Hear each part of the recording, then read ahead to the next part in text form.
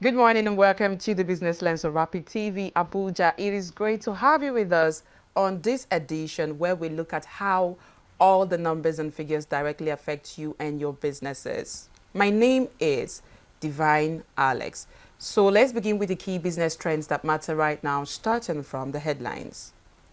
Nigeria's natural gas production continued its upward trajectory in May 2026, with average daily output rising to 7.93 billion standard cubic feet per day from 7.88 BCF per day recorded in May 2025. And this is according to the NUPRC. The growth was driven largely by non-associated gas (NAG) production, which slightly exceeded associated gas output during the month. The development supports Nigeria's strategy to leveraging its vast gas reserves to boost industrialization, improve energy security, increase export earnings, and reduce reliance on crude oil revenues. And to the next. Global oil prices extended their decline after the United States and Iran agreed to a ceasefire and initiated steps toward reopening the strategically important Strait of Hormuz, easing fears of supply disruptions that had driven crude prices higher in recent weeks. Now, the Brent crude fell from about $87 per barrel to $83 per barrel, raising expectations that Nigeria could soon see lower petrol prices if the peace agreement holds and global energy markets stabilize. Now, for Nigeria, lower crude prices present a mixed picture: potential relief for consumers through cheaper fuel, but also possible pressure on government revenues and foreign exchange earnings that depend heavily on oil exports. And away from that, Nigeria's crude oil export earnings fell by 1.75 trillion naira year on year in the first quarter of 2026, dropping from 12.96 trillion naira in Q1 2025 to 11.20 trillion naira in Q1 2026, despite relatively strong global oil prices during the period. Now, the figures suggest that higher oil prices alone were not enough to offset challenges such as lower export volumes, production constraints, thefts, and operational disruptions. Now, while crude exports improved compared to the previous quarter, the decline raises concerns about Nigeria's ability to fully capitalize on favorable oil market conditions and maximize foreign exchange earnings from its most important export commodity. And to the next. Nigeria's company income tax (CIT) collections fell to 1.37 trillion naira in Q1 2026, representing an 8.08% decline from 1.49 trillion naira in Q4 2025 and a much steeper 31.05% drop year on year. Now, the decline points to mounting pressure on corporate profitability and tax generation across several sectors of the economy. Notably, foreign companies remained the largest contributions to CIT revenue, highlighting Nigeria's continued dependence on multinational firms for a significant portion of its corporate tax receipts, even as domestic businesses grapple with high operating costs, inflation, foreign exchange pressures, and weaker consumer demands. Now to the next. The International Monetary Fund, IMF, has recommended that Nigeria expand its tax base by introducing excise duties on telecommunications services and extending value-added tax, VAT, to fuel products as part of efforts to boost government revenue and create more fiscal space for development spending. The proposal comes at a sensitive time following a 50% increase in telecom tariffs and ongoing concerns over high fuel prices, raising fresh questions about the balance between revenue generation, inflation, business competitiveness, and consumer welfare. And to the next. Nigeria's 3 tiers of government shared a total of 2.26 trillion naira from April 2026 federal account revenue. This represents a 10.6% increase from the 2.04 trillion naira distributed in the previous month. The allocation was driven by contributions from 1.26 trillion naira statutory revenue, of 747.09 billion naira VAT revenue, and a 250 billion naira augmentation, highlighting continued improvement in government revenue flows. Now, the increase provides temporary fiscal relief, according to them, for federal, state, and local government, but also raises questions about the sustainability of revenue growth and ongoing concerns around debt servicing, oil performance, and economic reforms. We will look at those stories and more after the break. My name is Divine Alex. This is still the Business Lens on Rapid Television, Abuja. Stay with us.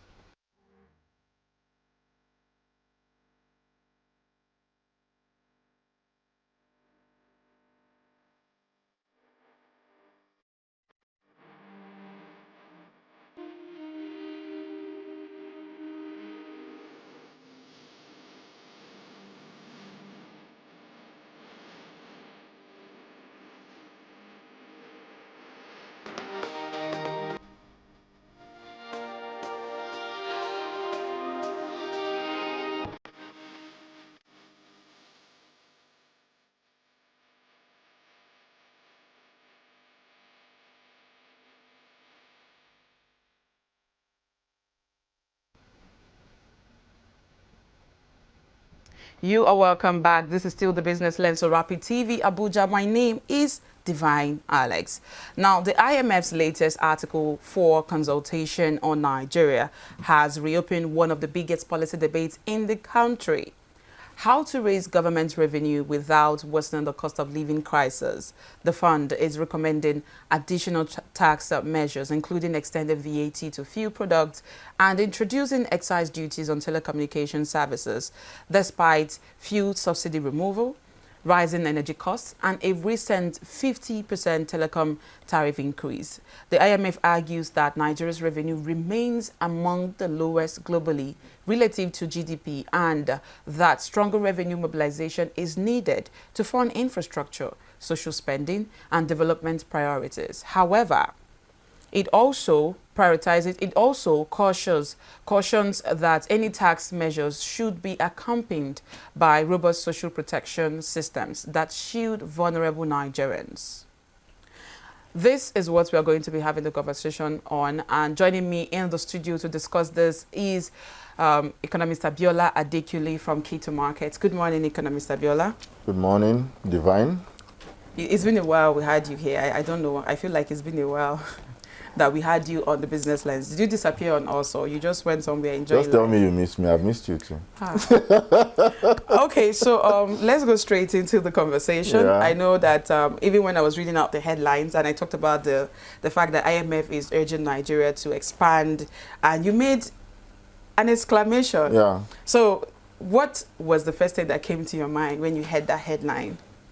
First thing that came to my mind is you're taking food away from someone that does not have enough to eat. And I'm questioning myself that when is enough enough? I don't like when we keep comparing revenue to GDP, because it gives us a false, feedback of the standard of living in the country. I prefer when you compare revenue, okay, to the average income. You look at how much is Nigeria earning now, how much are we expending, how much were we earning 15 years ago as a country, how much were we expending. Look at it side-by-side inflation. Now, if we keep comparing to GDP, it gives this sense of everything is fine, we still have room. But when you look at the reality, you look at people on ground, are their lives better? I keep saying it that at the end of the day, the government is meant to be a representation of the citizens coming together to do the citizen well. The whole idea of leadership is to make your followers better. But the scenario in Nigeria for decades now has more or less been like the citizens are like customers, okay, meant to make the lives of the government better. But that's not what it's meant to be. We've lost focus of the fact that the whole idea of democracy is the government of the people, by the people, for the people. So if at the end of the day, the people are not benefiting, their lives are not becoming better, then what is the whole essence of a government? I stay in an estate, and recently in the group they've been complaining the road leading to the estate is bad, blah blah blah, and we have an estate what's it called, service charge that you pay yearly. So people, as usual, were paying, and they formed a committee, and as I'm talking to you now, that road has been fixed. That is the whole idea. In that small space, there is a government in the estate. The government collected taxes from the people, and the people could see the immediate effect and use of the tax. Now, the cars of the people coming into the estate will last longer. People can do maybe more business. More people can come into the estate, and at the end of the day, the estate residents can benefit more and have more to actually pay more taxes. That is the way it works.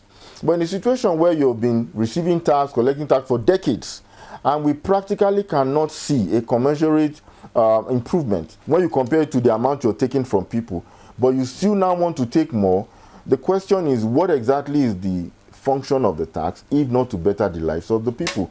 Ask an average Nigerian, is your life better 15 years ago and now? It's a very straightforward thing. So for me, them saying that we should widen the tax more, even suggesting that there should be VAT on PMS, something that already people cannot afford. You see that there are no queues, not because they are doing something special. It's because people cannot afford it. If they can afford, there will be queues everywhere in the filling stations. But there are no queues there because when you think about almost 1,400, it's 5 liters is like 7,000 naira. It's crazy. How much does an average Nigerian earn per day? Let me calculate it for you. If you earn, let's say 200,000 naira per month, and you're working for 20 working days, that means 200,000 divided by 20. That is 10,000 naira per day. That's how much you're earning. Now, you transport to and fro work, you spend about 4,000, you eat another 2,000, you still have children, you have your rent, you have so many other things. So how is an average Nigerian surviving? You see that there has been an increase in mobile loans. A lot of people are on loans. They will not tell you, but they are indebted in different places. So for me, it is the wrong timing for such to come into place, depending on what is your focus. If your focus is for government to generate more revenue, it might be the right timing. But if your focus is to increase the standard of living of your citizens, then I think this is not, it's a sensitive time to increase. It's a sensitive time. Actually, there's a lot of people that are also making comments as to the fact that this could be coming at a very sensitive time, like you already stated. Now, what do you think could be the reason behind this advice? Because if the IMF is urging the government to expand it, it can only come from a certain point. What do you think is the reason? Do you think this is, focused on maybe generating more revenue for the country? Because they also said, I think one of the parts where they recommended, I think they said that our revenue is low, especially when you relate it to GDP. So what do you think is the major cause of this? Well, the IMF are the ones that know for certain what their reason is. But if I'm to make a guess, I would compare them to someone that is making money off them lending you money. What to be their primary focus? To make more money. How do they make more money? You have to borrow more. Okay, so we have to know what the focus is. If the focus is for us to borrow more, then the interventions and the things we are meant to do as a country might be on the second burner, might actually be in the passenger seats, because what is their focus? Is their focus for us to actually come out of poverty, become a developed country, and maybe not be their customer for so much, anymore? Like I said, I can't say for certain. But what I would say is this. Okay. When you're giving out loans to countries, and you say it's for infrastructural development, for example, then there should be clauses tied to the fact that if these things are not done and 100% completed, you cannot come for another loan, for example. So in that way, you already have made everybody see that what we are interested in is the development of this country. It's just like, I always like bringing it home and bringing it down to what everybody can understand. If somebody says, oh, he's giving me a small contract of 300,000 to do something, and I collect the 300,000 and I don't do it, I don't think it is normal for me to approach that person again and say, give me another contract. It usually does not work that way. In fact, in Nigeria, when you get a contract, they give you an advance, maybe like 40%. Then at some stage in the contract implementation, they give you another amount. Then when you are done, they come and get your balance. That's the way it works locally. So if Nigeria has been given funds for decades now, and we cannot really say that these are all the projects that have been completed with these loans, why are they still giving the country loans? Because those projects are meant to increase your revenue. Your revenue is meant to increase your loan worthiness.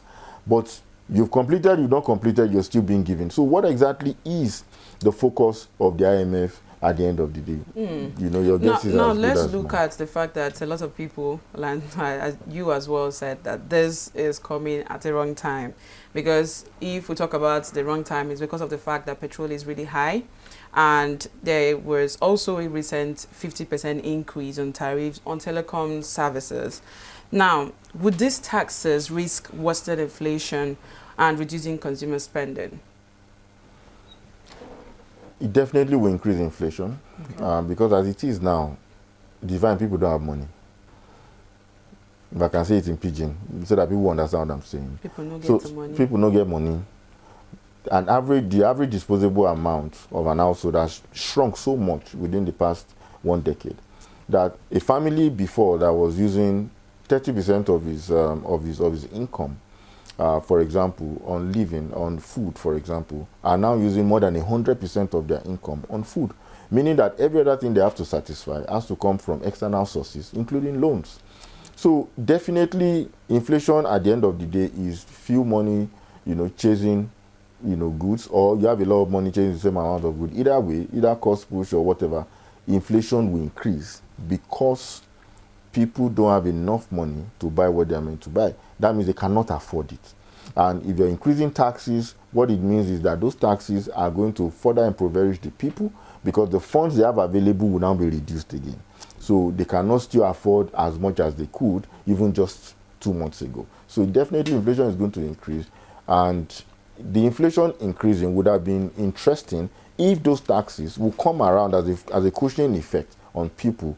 Then it will not be a big deal. If we're saying that, people are paid their taxes, we are subsidizing the petroleum product by so and so. I want to say subsidizing, there are so many ways you can subsidize.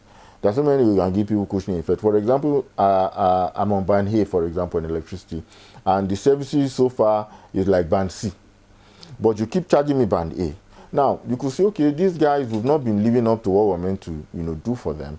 Okay, we're giving you this level of months for you to get much more recharge units when you recharge the same amount you used to recharge. It's a form of subsidy. I don't like the way we're doing fuel subsidy before. There are other better ways of doing it. You can do it at the pump. You can do it based on what people buy, not based on what people import. There are different ways, because then we had people importing so much that has been subsidized. Then those subsidized PMS was taken to neighboring countries to be sold for extra profit. So at the end of the day, if the taxes bring in subsidy, it can cushion the effect, and the inflation can actually stabilize or not increase so much. Okay, so so far we've talked about this on the fuel part of it. What about the telecom aspect of it? And when we start looking at the telecom aspect, because I said 50%, you know how much gig you get before to get maybe 1 gig RAM, and then I think if you do all these binge bundles, you see that you could use below 500 naira to at least get this. And then when you check the duration, you see that it can actually last you for at least a whole day and maybe more. But now you do 3 gig or even 5 gig, and by the time before the end of the day, it's already telling you you're out of data. And then the prices have also increased. Maybe you could even say double, right? So if this thing has happened now, and we talk about this, and IMF is now urging the government to also expand and also bring back the 5% excise duty that was initially scrapped, and then they're advising them to bring it on board. How do you think this is going to hit the ordinary Nigerian? And at the same time, I want you to be able to place it side by side, right? The ordinary Nigerian who is going to go through the extra tax that is going to be on fuel, the fuel marketers at the same time. And then when we come to the telecom parts, you see that the 50% also the part of the ordinary Nigerian and the part of the telecom companies. Well, part of the telecom companies, let's start from there. Definitely they are going to make more money. I've always had the argument that in Nigeria, the data services especially, I feel is completely wrong. And this is what I mean. If you're buying a monthly data bundle, the least it can do is to be available for a month. But you find out that people recharge monthly bundle 4 times in a month, which doesn't make any sense. Why? Because you're measuring these things by data instead of by speed. What I mean is, if you go to other countries, they sell you a monthly plan, unlimited, but by speed, meaning that they can throttle the speed. You can buy, let's say, 10 Mbps for so amount, 20 Mbps for so amount. In that way, once you pay for monthly, you are paid for monthly. But if you now have more demands on data, then you increase your speed. It's better that way than you're saying that, oh, come and buy 20 gig. I just feel that in such, it's like a scam. Sorry, I'm using that word. Because you can, instead of you naming it monthly, you could just say, come and buy 20 gig. So that I know that, oh, it's 20 gig I'm buying. Then don't put an expiry date on my 20 gig. It's double jeopardy. If I'm buying and I'm paying for 20 gig, what right do you have to say that after so time you cannot use it again? It's very wrong. If you don't want to go that route, then just sell the speed to me. If you don't want to go that route, then just sell the data to me and let me use it at my convenience. Now, if we now go to the citizen side, like I said, people's disposable income have already reduced. Now you're increasing the cost of data, you're increasing the cost of calls, you're increasing the cost of PMS most likely. What it does is that people definitely will do business less. Because if normally I can call, let's say 500 of my clients every day, maybe through my telecom guys, my telesales guys, and now I cannot afford as much credit anymore, it means that my business output would have reduced.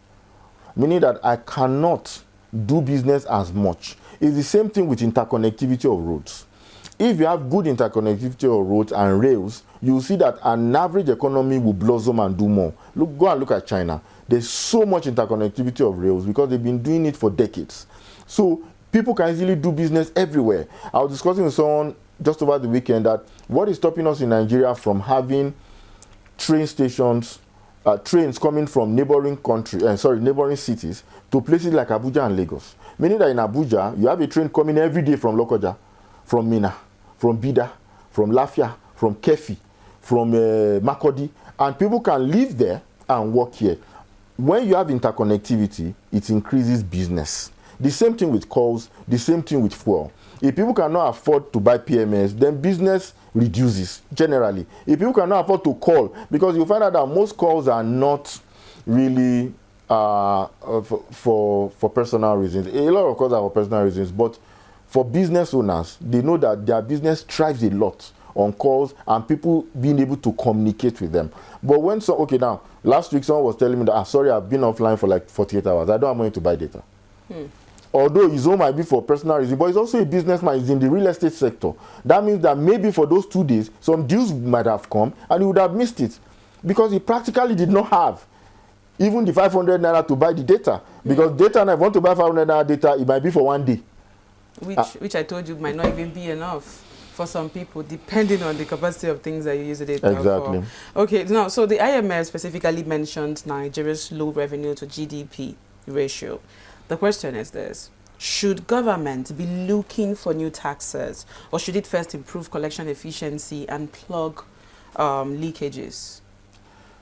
We should look at efficiencies and plug leakages, because if you look at our budget, for the past 15 years, from 2010 to now, it has increased more than 27 times. When I say 27 times, I mean that if our budget in 2010 was 1 million, now it is 27 million. Meanwhile, if you look at our income as a country, it has only increased at about 10 times. So what that tells you is this, that we are not ready to take cuts when it has to do with the governance and government, but we are not producing enough to meet up with the amount we are spending. That means we are not stopping the spending. We are still doing as if everything is fine in terms of income. Nobody is cutting the Aranson's report. No agencies is being reduced. No measure anywhere. Government is still spending like as if it was 1990. Let me use that phrase. But when you now look at, okay, you still want to spend this way, but at least bring up your income also, so that that income matches what you're spending, but the income is far, far behind. Okay, so at the end of the day, the government needs to start looking inward and say, okay, how can we even cut this so much spending? One of the things you have to do is everybody has to be productive. If you look at US, there was a time they did it that Trump was just sent a random email on a particular morning and said everybody should tell him what they've done that day.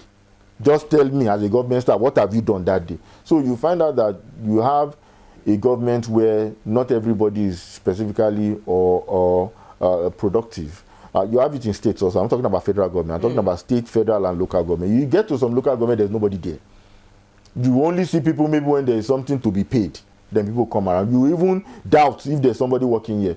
Anybody can go and verify by themselves. So government needs to start reducing its own expenditure because of the situation of our income. But if income is like doing superb, then the government can continue to expand if it will bring more income to us. So for me, the thing now is not only to expand tax brackets, to take more loans. At the end of the day, the government also has to look inward. Sorry to I was saying, okay, now let me give you a quick picture. For somebody that is a DG, for example, in an agency, okay, he will have 2 or 3 cars that he goes around with. Those cars are usually not saloon. They are usually SUVs, either 6 or 8 cylinders. These cars will be filled up with fuel, and they will have oddly, they have so many people attached to them. So you can imagine this multiplied by 700 or 800, because we have up to that amount of ministries, agencies, and parastatals in Nigeria. You can see the amount of money that goes into it. Now, consider it side by side, the productivity. What are they bringing to the table at the end of the day? It cannot even be compared to how much they are spending. Now, the IMF also said that any taxes should only come after effective social protection measures are in place. They think this is one of the recommendations. Now, do you think that Nigeria has reached that point? Do we have any reference to that? I'll say no. Now, the social protections we have known over the past few years is conditional money transfers, which doesn't do anything. Why doesn't it do anything? Okay, somebody somewhere is a vulnerable person, and you now say, oh, let's send 20,000 naira to this person for 6 months. Fantastic. Now, after sending 20,000 naira to this person for 6 months, what next? What does the person do with those funds? There were some government before that I think were trying to do some skill acquisition programs, which is not a bad idea. I prefer that, because if you can train someone even how to bat air, you are giving that person something to hold on to and a fighting chance in life. But if you throw money at someone, at the end of the day, when that money stops coming, what next? Okay, there was a time that I think a minister said they wanted to give money to 774 local governments in Nigeria, was going to give 774,000 jobs or something, and those monies will be shared only for 3 months. And for me, the way I look at such decisions, it doesn't look like decision coming out of a boardroom, where about 20 people sat down and say, okay, how can we improve the life of vulnerable Nigerians? So if you're saying now that IMF is saying that these interventions should be put in place that would reduce the shock of the increase in tax bracket, I don't see any reference, because the references we have is that you give people money for a while, then you stop giving them money. They can even be worse off than they started, because now you made them be used to, let's say, 50,000 naira per month. Then suddenly that 50,000 naira per month is no more there. So they go back worse than where they were before you picked them up. Okay, so also the IMF is effectively saying that Nigeria needs more revenue, while many Nigerians are saying they need relief. How can policymakers strike a balance between fiscal sustainability and economic survival? The way they can strike that is by getting feedbacks. Now, if somebody is saying, I want to buy clothes for you, okay, it means to a very large extent, you are seeing that either the clothes you're wearing are not good or the person is just practically naked. Now, if you're saying that you want to get more revenue from your populace, have you gotten the feedback from those populace? Do they have that revenue to give you? If you say you want to give relief, to what extent and in what manner do you want to give relief? Because if you don't get feedback or you don't get data, you don't understand exactly how to go about doing some kind of relief or revenue. For me, I feel that what Nigeria needs right now is for people to be able to work and get paid and feed themselves. I personally don't support money transfers. The reason is because if you look at it, even a JS3 person will tell you that this is not like a real solution.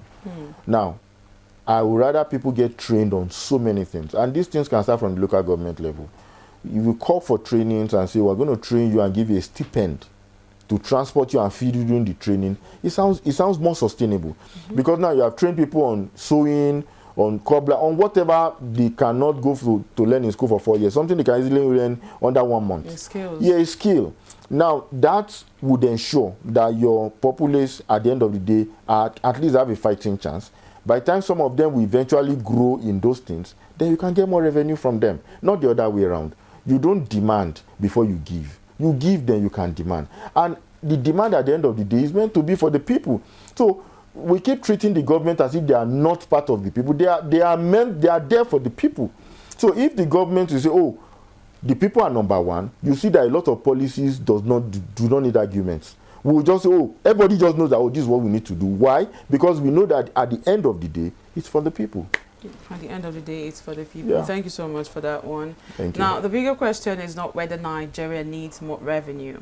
Almost everyone agrees that it does. The real debate is where that revenue should come from, who should bear the burden, and whether the economy is strong enough to absorb additional taxes at a time when households and businesses are still adjusting to some of the most significant economic reforms in decades. As policymakers weigh the IMF's recommendations, the challenge will be balancing fiscal sustainability with affordability and economic growth. My name is Divine Alex, and this has been the Business Lens of Rapid Television, Abuja. Bye for now.